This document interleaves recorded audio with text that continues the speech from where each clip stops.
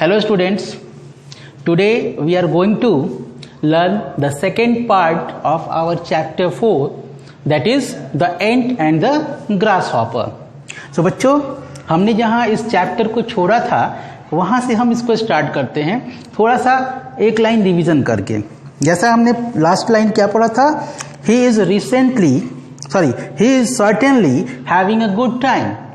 निश्चित तौर पर उसका अच्छा समय गुजर रहा है, उसके जो रिलेटिव्स हैं वो ऐसी चर्चा कर रहे होते हैं। But what would happen when the money was spent? लेकिन तब क्या होगा जब ये सारे पैसे खर्च हो जाएंगे। They soon found out, उन्हें जल्द ही इस बात का पता चल गया। He borrowed, उसने उधार लिया। किसने? टॉम ने। टॉम जो कि बिल्कुल मतलब खर्चीला व्यक्ति था, या फिर वो अपने जिंदगी को बहुत अच्छे से जीना चाहता था। He possessed a very charming personality.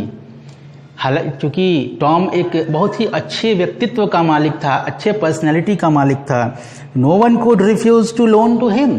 सो कोई भी व्यक्ति उसे लोन देने से, उधार देने से मना नहीं करता था। He had a steady income from his friends and he made friends easily. उसके पास एक लगातार आने वाली आमदनी, स्टेडी इनकम थी जो उसके मित्रों से आती थी, और वो व्यक्ति ऐसा था जो आसानी से मित्र बना सकता था, बना लेता था। बट जॉर्ज जो उसका बड़ा भाई था, but George commanded respect in society. लेकिन जॉर्ज की सोसाइटी में एक अपनी पहचान थी, एक रिस्पेक्ट था। Once or twice he fell to Tom's promise of amendment and gave him good sum of money so that he might make a fresh start. एक या दो बार तो ऐसा भी हुआ था कि जॉर्ज जो है वो टॉम के इस बर्ताव से, टॉम ने उनसे ऐसा वादा किया था, प्रॉमिस किया था कि वो अपने आप में अमेंडमेंट लाएगा, यानी सुधार लाएगा। अमेंडमेंट का मतलब होता है सुधार या संशोधन।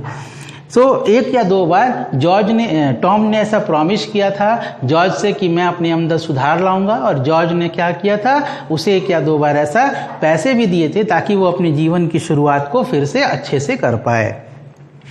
But Tom spent the amount on costly garments, a motor car and some very nice jewelry for himself. लेकिन टॉम ने क्या किया, उन दिए हुए पैसों का उसने गलत इस्तेमाल किया। उसने महंगे कपड़े खरीद लिए, उसने एक कार खरीद ली, और उसने अपने लिए बहुत ही महंगी और अच्छी सी ज्वेलरीज खरीद ली, जो ऑर्नामेंट्स होते हैं वो खरीद लिए। When George came to know that his brother would never settle down, he washed his hands of him. जब जॉर्ज को ये बात पता चली कि उसका जो भाई है वो अभी तक सेटल नहीं हुआ, यानी अपने आप को उसने स्टैब्लिश नहीं किया, जॉर्ज ने ऐसा माना कि अब वो उससे हाथ धो बैठा, यानी जॉर्ज ने उसे अपने जिंदगी से ही निकाल दिया, बेदखल कर दिया। But then Tom started to blackmail his elder brother.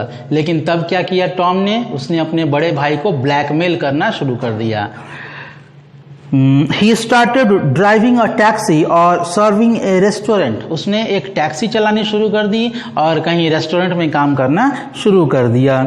George, who was a respectable lawyer, felt ashamed to see his brother during such mean job. अब जॉर्ज जो कि एक रेस्पेक्टेबल लॉयर था, एक काफ़ी उसका सम्मान था सोसाइटी में, एक लॉयर था, वो एक वकील था, वो उसे अशेम्ड मतलब कि वो अपने आप को शर्मिंदा महसूस करने लगा, वो शर्मिंदा होने लगा लोगों के सामने कि उसका छोटा भाई इस तरह के जो चीप और घटिया से काम करता है। He would complain in a painful manner. उसने दर्द भरे लहजे में इस बात की शिकायत भी की। अब शिकायत करने के बाद क्या होता है, Why does not he give a few £100 if he thinks it below family honor? देखो ऑनर लिखा हुआ है, ऑनर आप पढ़ना, ये स्पेलिंग मिस्टेक है इस बुक की, इस बुक में बहुत सारी गलतियां हैं बाबू। ओके, सो जॉर्ज के इस बात का जवाब टॉम ने क्या दिया कि वो मुझे कुछ पैसे क्यों नहीं दे देते हैं। अगर उन्हें लगता है कि मैं ये सारे काम करता हूँ तो मेरी फैमिली का जो ऑनर है, फैमिली का जो सम्मान है वो घट रहा है कहीं ना कहीं, तो वो मुझे उसके बदले कुछ $100 उधार दे क्यों नहीं देते हैं। टॉम वुड से, टॉम कहता, George paid him money, George ने उसे पैसे दे दिए। Once Tom nearly went to prison, एक बार की बात है लगभग वो जेल जाते जाते बचा Tom. He had cheated a man named क्रॉनशॉ, उसने क्रॉनशॉ नाम के एक व्यक्ति को चीट किया, उसके साथ धोखेबाजी की। He was determined to go to court, और वो जो व्यक्ति था क्रॉनशॉ वह कोर्ट जाने के लिए एकदम डिटरमाइंड था, निश्चित कर लिया उसने। If Tom were prosecuted, देखो प्रोसिक्यूटेड का भी स्पेलिंग यहाँ बाबू गलत लिखा हुआ है। प्रोसिक्यूटेड का स्पेलिंग ये होता है PROSE होता है, यहाँ CE लिखा हुआ है। सो PROSECUTED, प्रोसिक्यूटेड मतलब मुकदमा चलाना, किसी के ऊपर अभियोग करना या मुकदमा चलाना। So if Tom were prosecuted he would assuredly be convicted, निश्चित तौर पर अगर उसके ऊपर मुकदमा चलाया जाता तो उसे कन्विक्टेड यानी अपराधी सिद्ध कर दिया जाता। George was terribly upset, George बहुत ज्यादा अपसेट हो गया, अपसेट मतलब परेशान हो गया। After a great deal of trouble, बहुत सी कठिनाइयों का सामना करने के बाद, he gave the man a cheque for 500 pounds and settled the matter, उसने उस व्यक्ति को 500 पाउंड का एक चेक दिया और इस मैटर को, इस मामले को वहीं पे निपटा दिया, सेटल कर दिया। I have never seen George in such a rage as when he heard that Tom and Cronshaw had gone off together to Monte Carlo. The moment they cashed the check, they spent a happy month there. मैंने George को पहले कभी भी इतने गुस्से में नहीं देखा था। रेज मतलब गुस्सा, क्रोध। मैंने जॉर्ज को कभी पहले ऐसे इतने गुस्से में नहीं देखा था जब उसने ये सुना कि टॉम और वो व्यक्ति क्रॉनशॉ, जिसे उसने 500 पाउंड का चेक दिया था, वो दोनों साथ में ही गए मॉन्टे कार्लो और वहाँ पे उन्होंने उस चेक को कैश कराया और उन्होंने फिर बहुत सारी खरीदारी की। उन्होंने वो पूरा का पूरा महीना बहुत ही हैप्पीली यानी बहुत खुश होकर के गुजारा। For 20 years Tom raised and gambled, 20 सालों तक टॉम रेसिंग मतलब जो रेस में लोग पैसे लगाते हैं वो, और गैम्बल मतलब जुआ खेलना, तो वो जुआ खेलता रहा, पैसे उड़ाता रहा। फिलैंडर्ड विद द प्रीटीएस्ट गर्ल, फिलैंडर्ड का मतलब होता है व्यभिचार करना, फिलैंडर मतलब व्यभिचार, गलत आचरण करना, लड़कियों के साथ गलत संबंध बनाना, इसको कहते हैं फिलैंडर्ड। तो फिलैंडर्ड विद द प्रीटीएस्ट गर्ल, उसने सुंदर लड़कियों के साथ व्यभिचार किया। डांस किया। ate the most expensive restaurants and dressed beautifully, बड़े बड़े महंगे होटलों में, रेस्टोरेंट्स में उसने बहुत ही स्वादिष्ट अच्छे खाना खाया और बहुत ही अच्छे वस्त्र उसने पहने, मतलब कपड़े खरीदे और पहने। Though he was 46, he looked 35, हालांकि वो 46 ईयर्स का था, 46 साल का दिख रहा था, लेकिन वो ऐसा दिख रहा था, ऐसा प्रतीत हो रहा था कि वो केवल 35 ईयर्स का है। 46 ईयर का होने के बावजूद वो इतना ज़्यादा चार्मिंग था, इतना ज़्यादा अपने आप को मेंटेन करता था कि वो 35 साल का ही दिखता था। He was a most amusing companion and though you knew he was a worthless fellow, you could not but enjoy his company.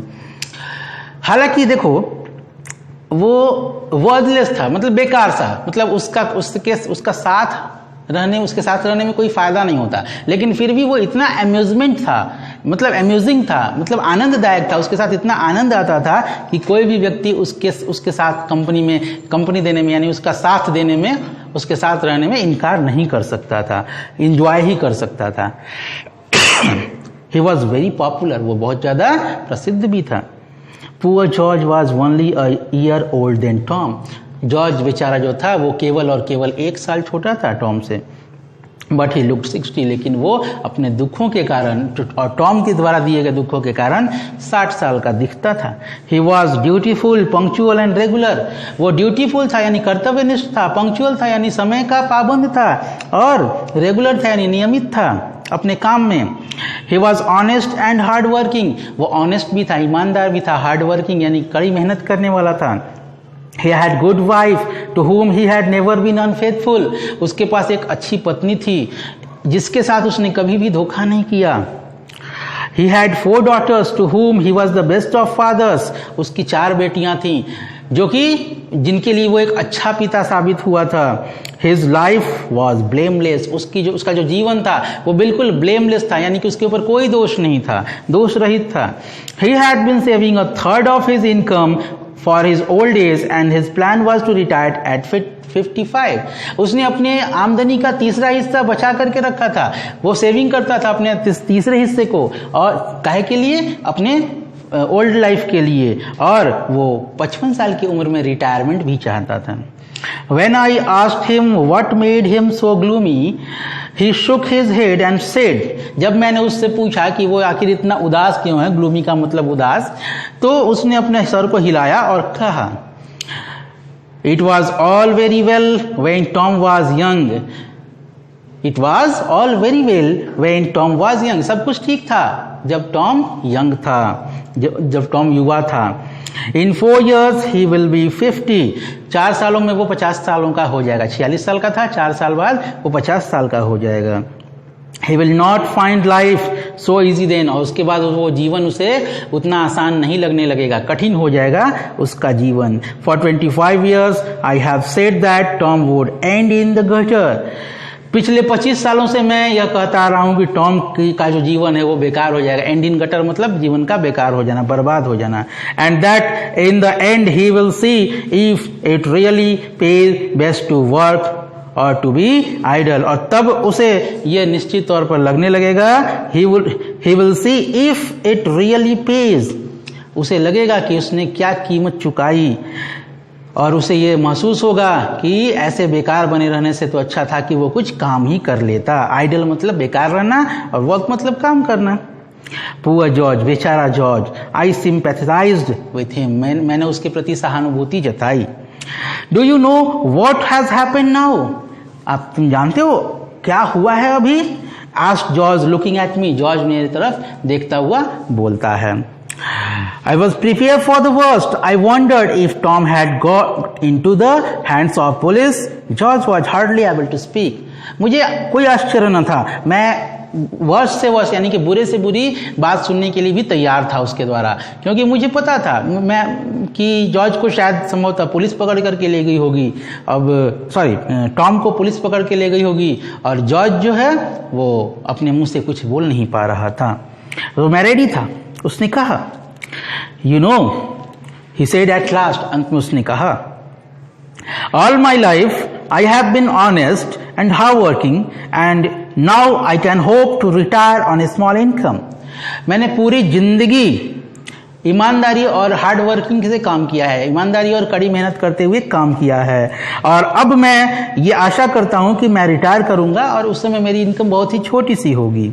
I have always done my duty in the state of life in which God has placed me. मैंने हमेशा से अपना काम उस तरीके से किया है जिस तरीके से भगवान ने मुझे जिस परिस्थिति में भी रखा हो, मैंने उस परिस्थिति में भी अपने ईमानदारी से अपना काम पूरा किया हो. ट्रू, ये सच है. कौन बोलता है? Writer. And you can deny that, you can't deny that Tom has been an idle, worthless and dishonourable rough. Rough का मतलब होता है दुष्ट और शरारती.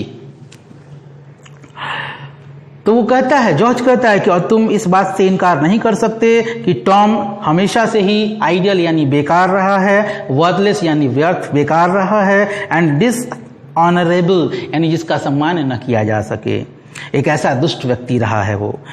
If there were any justice he would be in workhouse. और अगर जस्टिस मतलब क्या, जब न्याय की बात होगी तो उसे इस बात का खामियाजा भुगतना पड़ेगा. ट्रू, ये सच है, राइटर ने कहा. George grew red in the face. George का चेहरा गुस्से से लाल हो गया. क्या कहा उसने, आके ध्यान से सुनना. A few weeks ago, कुछ सप्ताह पहले की बात है, he married a woman old enough to be his mother. उसने एक ऐसी महिला से विवाह कर लिया जो कि उसकी माँ की उम्र से भी ज्यादा उम्र की थी. And now she is died and left him everything she had. और वो अब मर चुकी है और उसने अपना सब कुछ उसके पीछे छोड़ दिया है. क्या छोड़ करके गई है? She had 5 lakhs pounds, a yacht, a house in London and a house in the country. उसने अपने पीछे टॉम के लिए 5 लाख पाउंड छोड़े हैं। एक याच यानी एक बड़ी सी नाव छोड़िए, बोट, जहाज, और एक लंदन में घर और एक कंट्री में घर। कंट्री यानी वहाँ जो देश होता है, जो गांव होता है, वहाँ पे घर।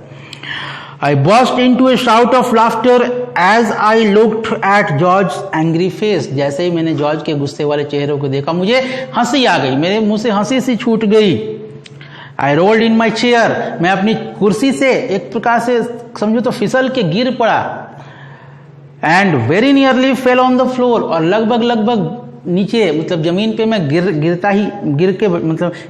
गिर पड़ा या गिरते गिरते बचा। George never forgive me. George इस बात के लिए मुझे कभी भी माफ नहीं करता। But Tom often asked me to excellent dinners at his charming house in Mayfair. लेकिन टॉम कभी कभी मुझे अपने घर डिनर पे, किसी शुभ अवसर पे, मेफेयर वगैरह में साल में कभी कभी मुझे बुलाता था। क्या सीख मिली इस कहानी से? जैसा हमने पढ़ा था कि जो ग्रास हॉपर होता है बेचारा, वो ग्रास हॉपर कोई मेहनत नहीं करता लेकिन फिर भी उसे भोजन मिल जाता।